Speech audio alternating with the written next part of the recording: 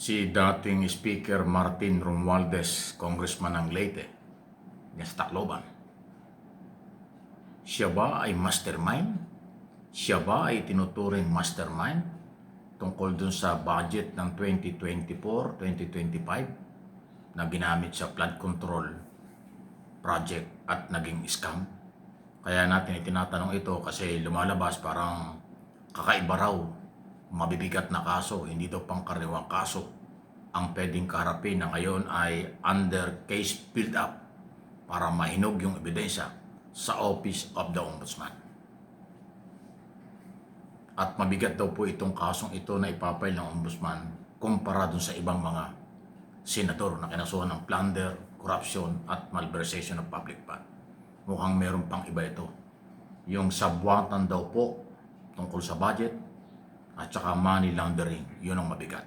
Saan dinalang pera? Kung totoo, yan ay under case build-up ng Ombudsman. Pero sa ngayon, meron po sinasabi ang kampo ni dating Speaker Romualdez, hindi daw mastermind si Romualdez. Actually, dinideny ng kampo ni Romualdez itong mga balitang sinasabi mula sa Office of the Ombudsman. Kung inyong mapapansin, talagang iba ho itong galaw na ito. Si Ombudsman Remulla ay dating congressman, dating gobernador ng Cavite, kung di ako kakamali, di ba? At dating Justice Secretary. Yan ay kaalyado rin ni Martin Romualdez, kabrad pa yan sa fraternity, pero wala yun. Dahil ang Ombudsman independent. Ipinakikita ni Boying Remulla na sila independent. Kahit kasamahan niya, kahit brother pa niya sa fraternity, pag ebidensya. Kasi lagi niya sinasabi, ang ebidensya ang magbibigay ng katotohanan. Ang ebidensya ang pagbabasihan.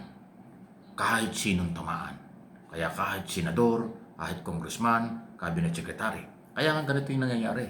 O makinig kayo ng mga sinasabi niyo bakit namimili ang ombudsman. Hindi. Katunayan.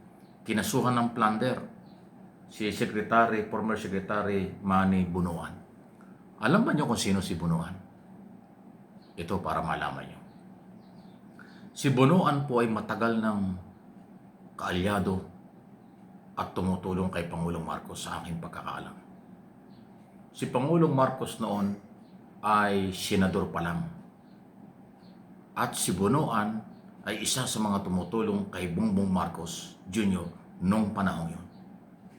Kaya dati kasi nagtaka ako ng 2022, ako bakit si Bunuan ang inilagay na DPW Secretary? Ay makaglore yan dahil bata ni Mike Arroyo ng araw yan. So nag-research ako, nagtanong-tanong ako sa mga kaibigan ko malapit sa kanila. Ayun, sabi niya, Mike, hindi mo ba alam? Yan ang tumutulong kay PBBM nung senador pa lang. Kako ng tulong.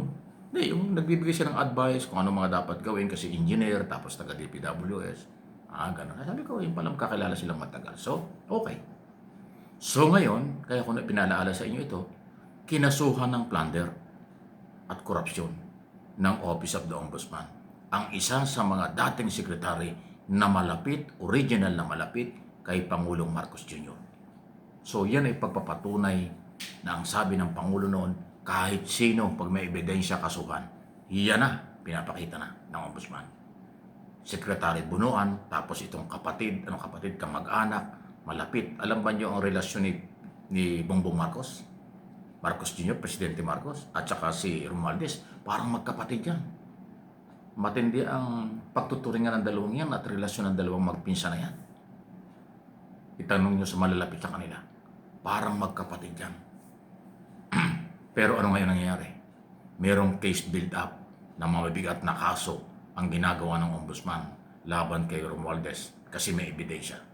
So si Bunuan at Romualdez na parehong malapit, kamag-anak na malapit na personal sa ating Pangulo, yung isa kinasuhan na, Secretary Bunuan, yung isa kakasuhan pa. So ano yun? Yan ang pagpapatunay na walang pinipili.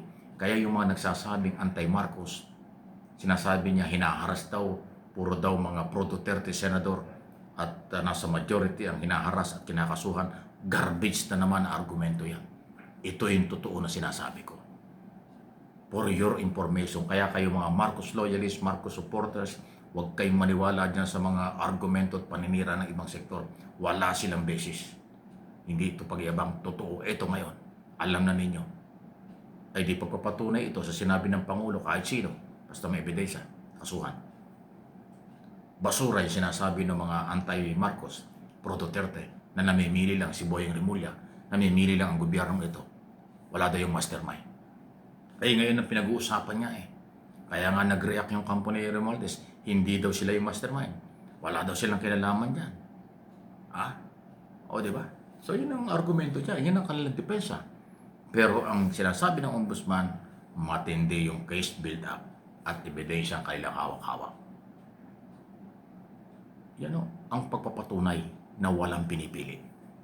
Sa aking interpretation at opinion, yan ang tamang gawin ng ombudsman. Kasi independent body sila. Hindi sila pwedeng pakialaman ng Office of the President, ng Senado, ng Kongreso, at maging ang Supreme Court hanggat sumusunod sila sa batas. Dahil sila independent. 6 na taon yan na siya ay ombudsman kung hindi siya mawawala dyan. Tapos na yung term ni Pangulong Marcos, nandyan pa rin si Boyeng Rimulya. Yan yung constitutional body sa ilalim ng 1987 Constitution. For your information. Kaya nga laging inuulit-ulit ko dito sa aking mga channel, YouTube and Facebook page, hindi naman tayo nagayabang, laging for information at education ang ating topic dito. Walang personalan at wala tayong pinipili dito. Pag may mali ang gobyerno, topic ko rin dito. Pag tama ang ginagawa nila sa tingin ko, topic ko rin dito. Kaya yung mga anti-Marcos o anumang grupo kayo na nakikita kong mali rin ang ginagawa, talagang hindi pwede. Kung tama naman ang ginagawa nyo, okay. Pero ang karamihan sa inyo sinasabi at mga argumento at mga sinasabi, hindi talaga tama. Kasi gusto nyong pagtakman yung totoo kapag ang sangkot ay inyong kapartido o inyong kalahi. Ay hindi pwede yun. Sayang naman yung aking karanasan sa mahabang panahon ng pag-broadcast sa radyo at telebisyon kung hindi ko kayang balansehin, suriin ano ang totoo, ano ang propaganda, ano ang pag-destabilization at ano ang katotohanan. Ano ang trabaho ng isang katulad ko. Balansehin yan, tingnan kung ano din ang tama at mali. Yan po yung aking ginagawa. Kaya hindi ako nakikipag-unahan sa mga balita dahil opinion ang aking topic. Sinusuri at aking inaaral ang lahat bago ko sabihin, bago natin pag-usapan. Kasi mahal ko ang Pilipino, mahal ko ang mga followers ko, subscribers at viewers ko. Gusto ko huwag silang malinlang. Gusto ko madagdagan ng kailang kaalaman. Hindi ko sila gagamitin.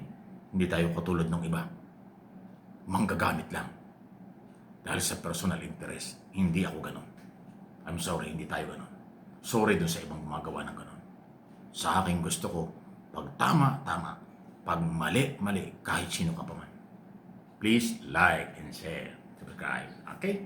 Hindi po ako nagagalit. Madiin lang tayo magsalita dahil yung authority ng topic, binabagay ko sa ating pagsasalita. Dahil mahalaga yun. Hindi pwedeng kwento na matindi yung laman para ka nagkukwento lang. Fake news ang dating nun.